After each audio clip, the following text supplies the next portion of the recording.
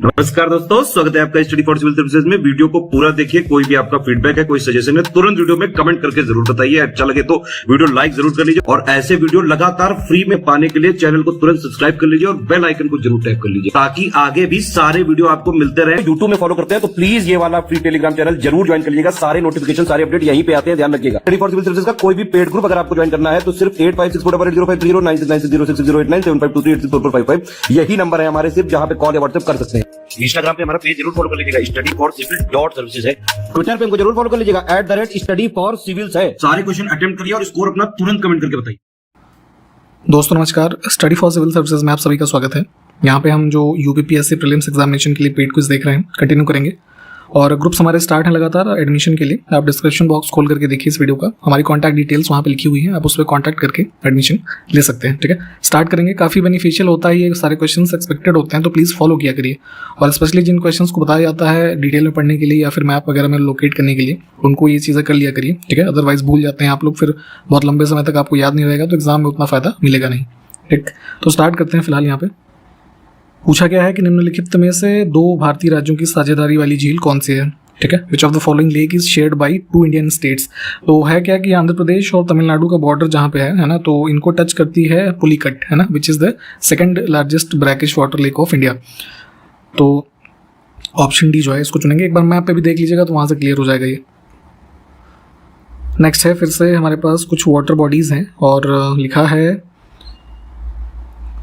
कौन सा correctly match नहीं है। ठीक है, तो यहाँ पे देखिए मलावी जो है ना, लेक मलावी तंजानिया में है, तो ये कहाँ हो जाएगा? अफ्रीकन कॉन्टिनेंट में, एशिया गलत दिया हुआ है। फिर से देखें हमारे पास ग्रेट लेक्स जो यूएस और कनाडा से संबंधित हैं, इनके बारे में, सबके बारे में प्लीज़ पढ़िएगा, इंपॉर्टेंट है, ये पूछी जाती है लगातार। तो यहाँ पे करेक्टली मैच नहीं है क्या? लेक्स के एडजेसेंट कह लीजिए या फिर कोस्ट से संबंधित जो सिटीज़ हैं, है ना, तो यहाँ पे या स्टेट्स के नाम जो लिखे हुए हैं, तो जैसे डेट्रॉइट जो है ना वो क्या है, गलत हो जाएगा, ह्यूरॉन से संबंधित लिखा हुआ है ना, तो ह्यूरॉन का देखेंगे बाउंड्री तो कनाडा और यूएस में लगेगा, तो सागिनाव जो यूएस का एक प्लेस है ना, वो इससे बॉर्डर एक तरीके से शेयर करेगा। तो इनको मैप पे जरा लोकेट कर लीजिएगा। ठीक है, ये सारी की सारी लेक्स इंपॉर्टेंट हैं। ये वाला गलत था, सी।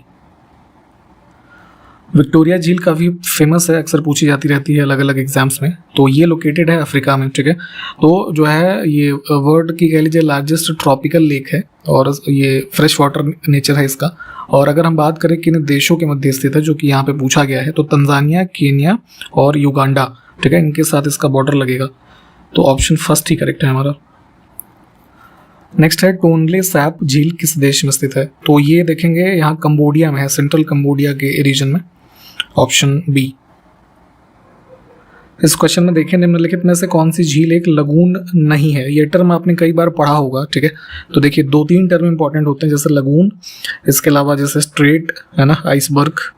तो लगून में क्या होता है कि ये बेसिकली एक शैलो वाटर बॉडी है, ठीक है, जो कि सेपरेट हुई है किसी लार्जर वाटर बॉडी से। ठीक है, तो जैसे फॉर एग्जांपल कोस्टल रीजन में इंडिया के हम देखें तो हमारा यहाँ पे जैसे चिल्का लेक ओडिशा में, अष्टमुडी केरला, पुलिकट अभी हमने ऊपर जैसे बात की थी। ठीक है, तो ये सब क्या है, इधर जैसे बे ऑफ बंगाल और अरेबियन सी में, ठीक है, ये उस लार्जर वाटर बॉडी से ही एक तरीके से सेपरेट होके इनकी लोकेशन है। लेकिन पेरियार लेक जो है ये केरला में ही है, लेकिन जैसे नीलगिरी हिल्स वगैरह से सराउंडेड है। ठीक है, तो ये एक इनलैंड टाइप की है ना, जो है लेक हो गई हमारी, कह सकते हैं। ठीक, तो इस वजह से ये इसमें हमारा एक लगून लेक नहीं होगा।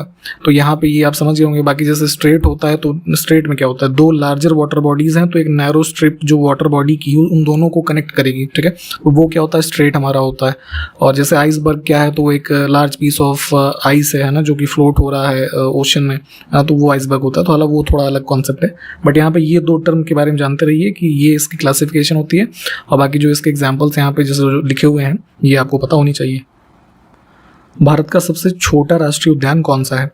तो स्मॉलेस्ट एरिया वाइज रेफरेंस में बात कर रहे हैं तो लगभग 5 स्क्वायर किलोमीटर का एक नेशनल पार्क है, protected area, Andaman Nicobar island में। ठीक है, और इसका नाम क्या है, south button island national park.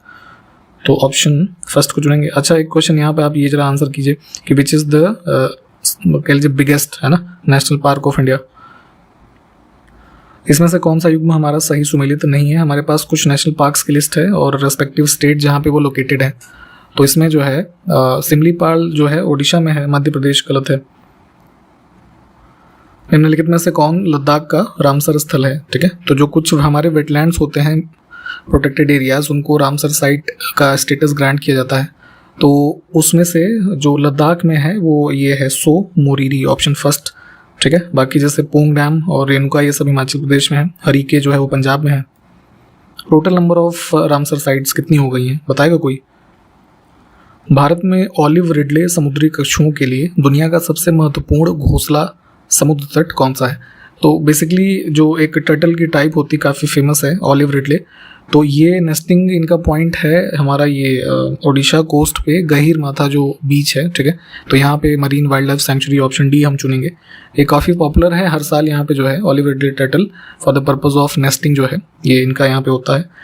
तो ऑप्शन डी जो है इसको ध्यान रखेंगे, ओडिशा में है ये। इसमें से कौन सा एक वलित पर्वत नहीं है? माउंटेन्स के टाइप्स आप पढ़ते हैं, फोल्ड माउंटेन, ब्लॉक माउंटेन, है ना, जैसे रेसिडुअल माउंटेन्स भी कुछ हैं। तो यहाँ पे अगर हम देखें तो वॉसगेस और जैसे यूरोप में राइन वैली, ठीक है, ये सब हमारे एग्जांपल्स हैं ब्लॉक माउंटेन के, फोल्ड माउंटेन नहीं है। ठीक, अन्य ऑप्शंस जो है वो सब फोल्ड माउंटेन के एग्जांपल्स हैं। भारत का प्राचीनतम पर्वत इसमें से कौन सा है? ठीक, तो यहाँ पे आप जो राजस्थान से लेकर के दिल्ली तक के रेंज देखते हैं अरावली, ठीक है, ये सबसे ओल्डेस्ट माउंटेन रेंज है। निम्नलिखित में से कौन से पहाड़ या श्रेणियां नर्मदा और ताप्ती नदियों के बीच में स्थित हैं? मध्य भारत में आप देखेंगे तो सतपुड़ा रेंज जो है ना, इसकी बात हो रही है। इसी में से देखते हैं कि जो हमारा जैसे नर्मदा है तो इसके नॉर्थ ईस्टर्न पार्ट से निकलती है सतपुड़ा के।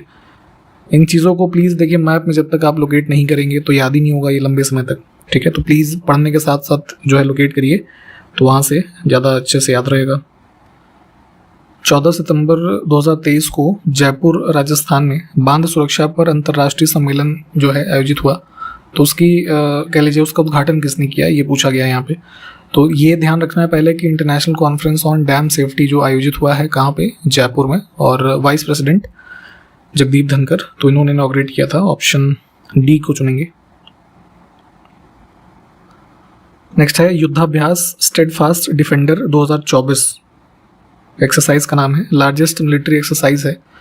तो किसके द्वारा इसका आयोजन होगा? तो जो है इसका आयोजन अभी अनाउंस हुआ था, नाटो कंट्रीज जो हैं, है ना, कुल जो 31 इसके मेंबर्स हैं। फुल फॉर्म क्या होता है इसका? North Atlantic Treaty organisation.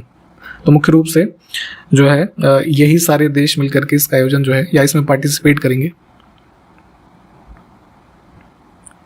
19 सितंबर से 23 अक्टूबर 2023 के मध्य सुब्रतो कप आयोजित होगा, जो कि अंतर्राष्ट्रीय फुटबॉल टूर्नामेंट है। तो इसका एडिशन बताना है। तो यहाँ पे एयरफोर्स स्पोर्ट्स कंट्रोल बोर्ड है और ऑल इंडिया फुटबॉल फेडरेशन के कोलैबोरेशन में इसका आयोजन होगा दिल्ली, गुरुग्राम और ये बेंगलोर, इन 3 शहरों में। ठीक है, एडिशन है 62 यानी कि 62। 13 सितंबर 2023 को एक व्यापक राष्ट्रव्यापी स्वास्थ्य सेवा पहल जिसका नाम है आयुष्मान भव अभियान, ठीक है, इसका उद्घाटन किसने किया ये बताना है। तो यूनिवर्सल हेल्थ कवरेज को इंश्योर करना और सभी के लिए हेल्थ केयर अवेलेबल हो सके, इस गोल को अचीव करने के लिए एक ये जो है कैंपेन स्टार्ट मतलब इनॉग्रेट किया गया प्रेसिडेंट के द्वारा। डेट भी इंपॉर्टेंट रहेगी, इसमें ध्यान रखिएगा 13 सितंबर को।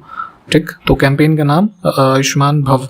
इसके अंदर जो प्रावधान है इसको भी पढ़िएगा, ये चीज़ें इंपॉर्टेंट होती हैं, अक्सर पूछी जाती हैं। हाल ही में राष्ट्रीय आपदा प्रबंधन संस्थान ने अपना पहला ब्रांड एम्बेसडर किसको नियुक्त किया है? तो ये जो फोक सिंगर हैं, एक यंग मैथिली ठाकुर, ठीक है, इनको अपॉइंट किया गया है। और इसमें बेसिकली पर्पज़ ये है कि जैसे जो डिज़ास्टर से संबंधित अवेयरनेस है उसको लोगों तक पहुंचाया जा सके। तो ध्यान रखना है, इंपॉर्टेंट रहेगा ये। आपको ये बताना है कि जो राष्ट्रीय आपदा प्रबंधन संस्थान का मुख्यालय है वो कहाँ पर स्थित है।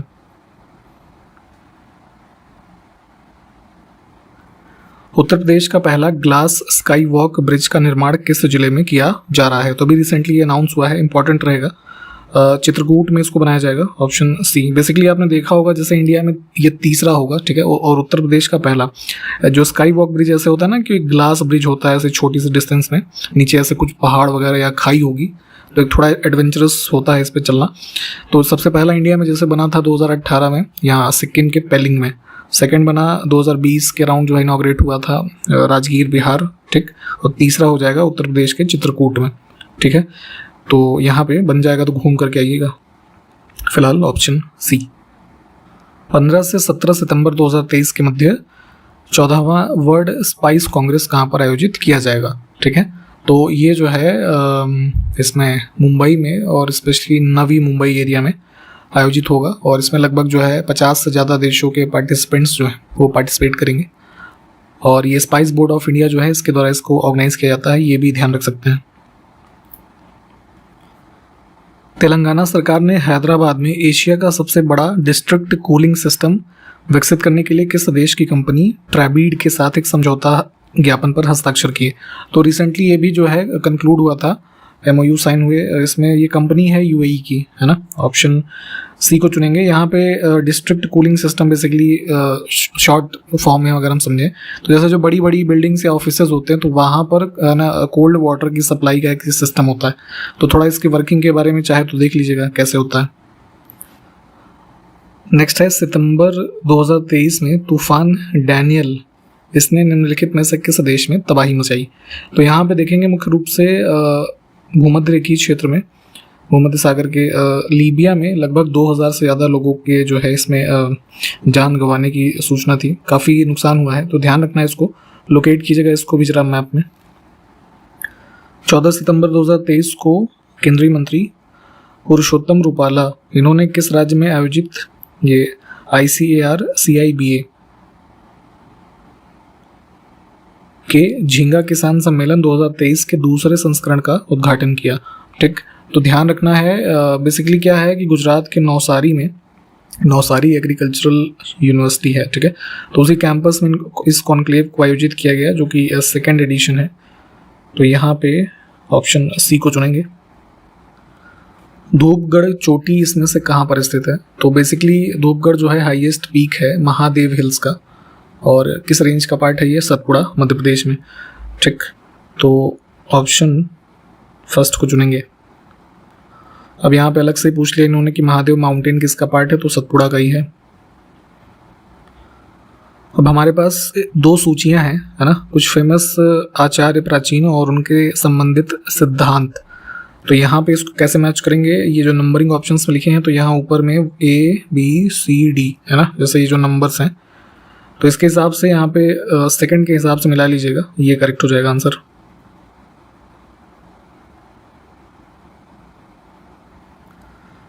निम्नलिखित में से किस शासक ने विक्रमशिला विश्वविद्यालय की स्थापना की। तो जो है ये पाल एम्पायर जो था उससे संबंधित थे धर्मपाल, ठीक। तो इन्होंने भागलपुर के रीजन में इसकी स्थापना की, ऑप्शन डी, ठीक। दो सूची फिर से है, कुछ फेमस शासक हुए राजपूत टाइम पीरियड से संबंधित और संबंधित उनका क्षेत्र, तो उसको मैच करना है। तो यहाँ पे डी ऑप्शन के हिसाब से इसको मैच कीजिए।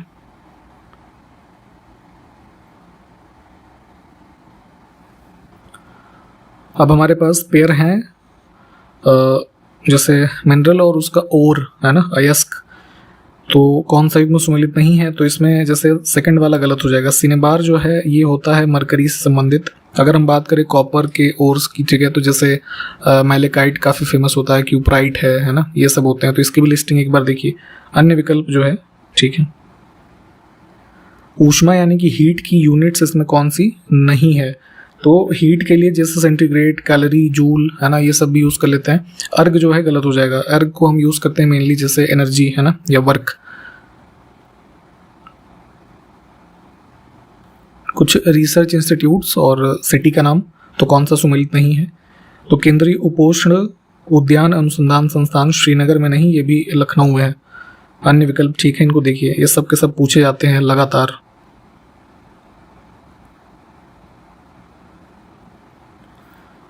नेक्स्ट है ट्राई, निम्नलिखित में से किस क्षेत्र की नियामक संस्था है। तो रेगुलेटरी बॉडी है ट्राई, फुल फॉर्म इसका होता है telecom regulatory authority of India, ठीक है। इसको bye act of parliament establish किया गया था फरवरी 1997 में, ठीक है। तो जितनी भी टेलीकॉम से संबंधित सर्विसेज हैं, जैसे जो भी आपके रिचार्जेस वगैरह हैं, टैरिफ्स है ना, इनके रेगुलेशन या अन्य जो उससे संबंधित मतलब स्टैट्यूटरी प्रोविजन है, उनको रेगुलेट करना, मैनेज करना, ये सब मुख्य रूप से इनका कार्य है।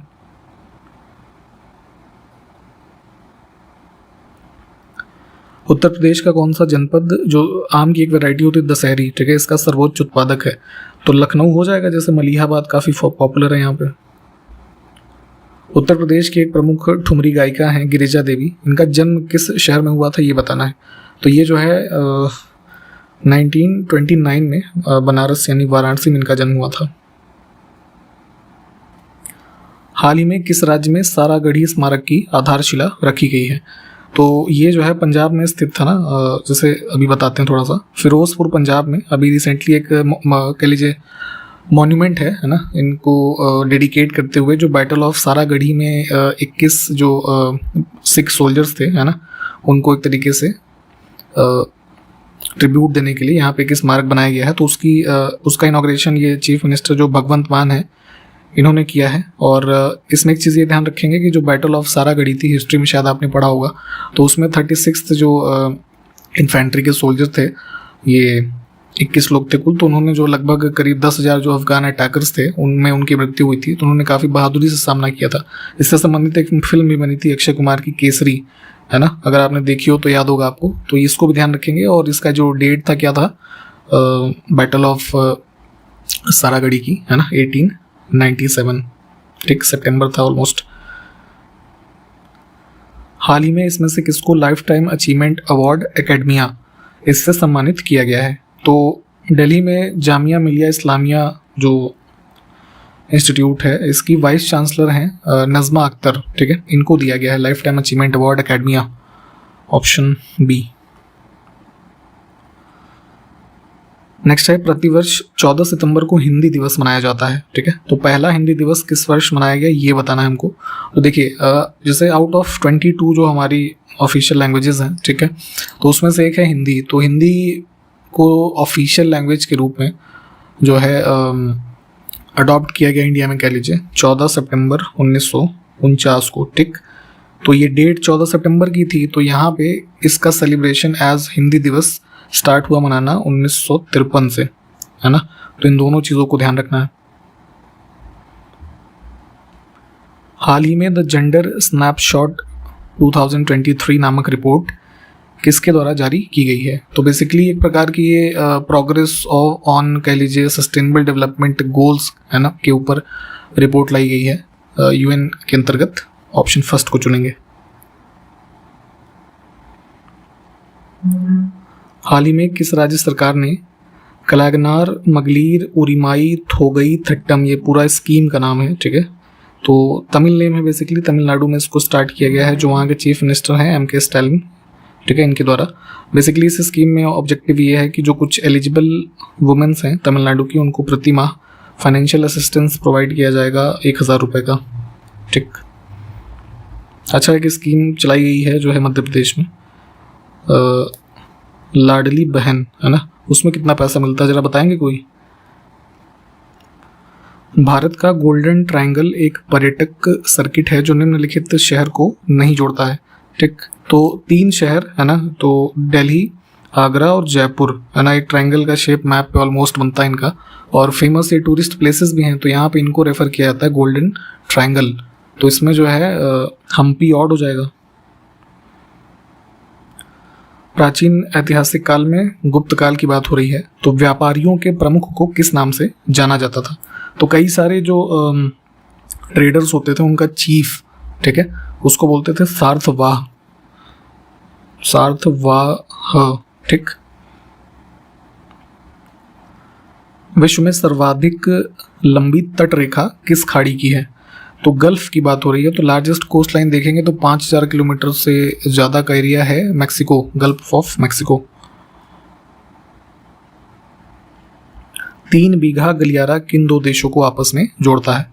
तो 2011 में जो है लीज आउट किया गया था ये बांग्लादेश को, है ना। इंडिया की तरफ से वेस्ट बंगाल और बांग्लादेश के मध्य एरियाज को जोड़ने वाला एक कॉरिडोर है ये।